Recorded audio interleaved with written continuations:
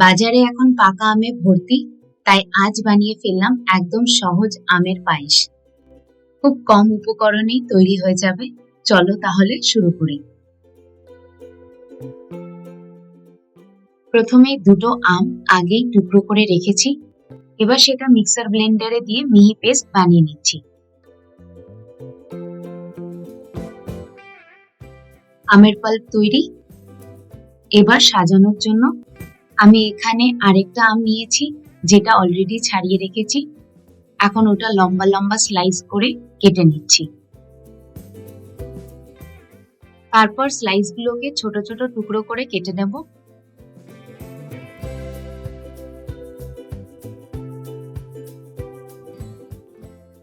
আম কাটা হয়ে গেছে।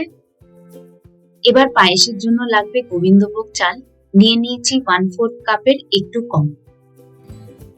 কড়াইতে অল্প জল দিয়ে ঢেলে দিচ্ছি আগে থেকে জাল দেওয়া 1 লিটার দুধ। আঁচটাকে মিডিয়াম রেখে একটু নেড়ে নিচ্ছি।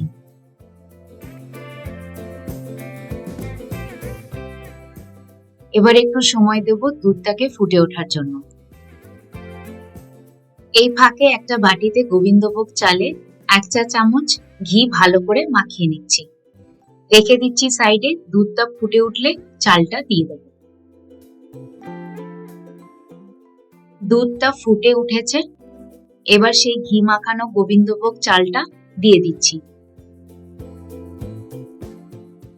দিয়ে একবার ভালো করে নেড়ে দিচ্ছি।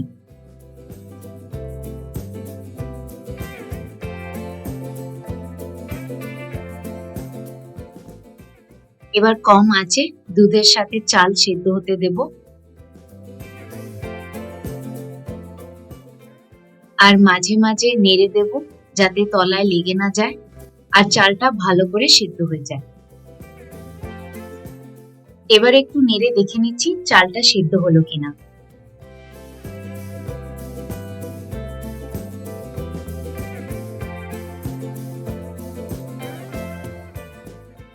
চালটা এখনো একটু সেদ্ধ হবে, দুধটাও আরো ঘন হবে, তাই লো আঁচে আরো কিছুক্ষণ হতে দিচ্ছি। এবার মাঝে মাঝে একটু নেড়ে দিচ্ছি।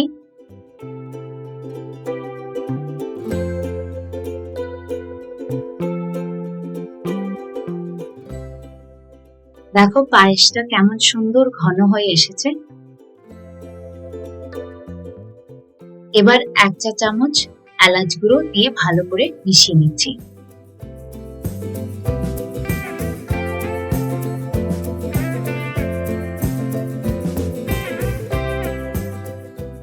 পায়েসটা রেডি হয়ে গেছে।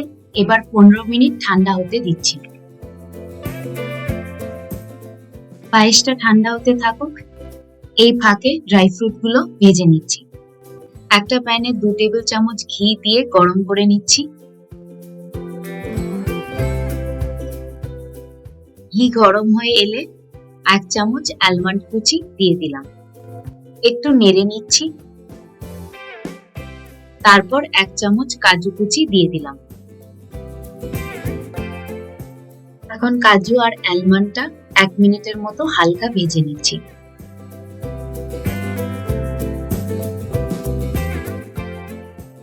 সবার শেষে 1 চামচ কিশমিশ দিয়ে আর একটু ভেজে নিচ্ছি।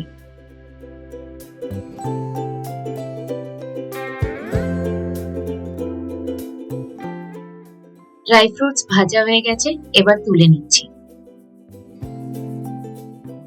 এবার ওই প্যানে আমের পাল্পটা দিয়ে দিচ্ছি।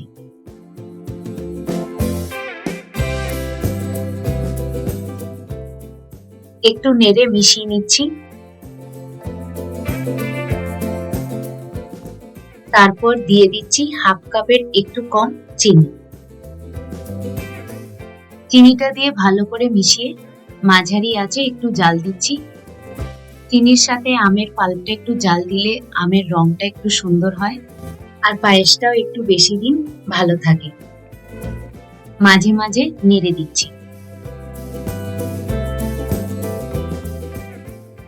আমের পাল্পের রংটা একটু বদলে গেছে, মানে এটা রেডি। এবার গ্যাস অফ করে আমের পাল্পটাকে রুম টেম্পারেচারে পুরো ঠান্ডা করে নেব, তারপর পায়েসের সাথে মেশাবো। এবার আমের পাল্পটা পায়েসের মধ্যে ঢেলে পুরোটা ভালো করে মিশিয়ে নিচ্ছি।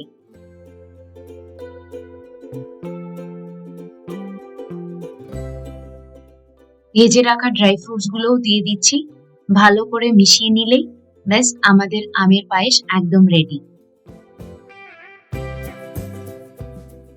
পরিবেশনের আগে ওপরে আরো একটু ভাজা ড্রাই ফ্রুটস ছড়িয়ে দিচ্ছি, সাথে কয়েকটা কেটে রাখা আমের টুকরোও দিয়ে দিচ্ছি। ভালো লাগলে লাইক করে দিও আর কমেন্টে জানিও কেমন হলো। দেখা হবে পরের রেসিপিতে।